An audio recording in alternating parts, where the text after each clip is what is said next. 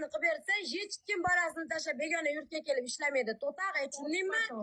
Mani ukam uyga o'tkazib qo'yalmabdimi? Mani ukamga $10 pulni ber dishga haqqi yo'q, nahoy.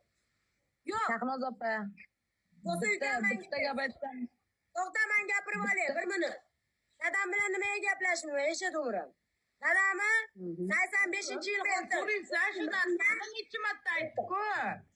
Mendan 3 yosh katta, 85-yil xotini bor. 85-yil xotini Bo'ldi, u narsani aytma, boshqa gapdan gapir.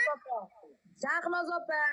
Bo'ldi, necha marta aytding? Bo'ldi, dadangdan necha marta gapir. Bo'ldi, gapirmanglar ota-ona haqida. Dadamga ham qo'tag'im, mana eshitib olish. Ana sherjalabi zapis qilib ol. Dadamga ham qo'tag'im. Ukamga ham qo'tag'im, zapis qilib ol. Menga 2 so'm pul berib, o'tirib bolani boq.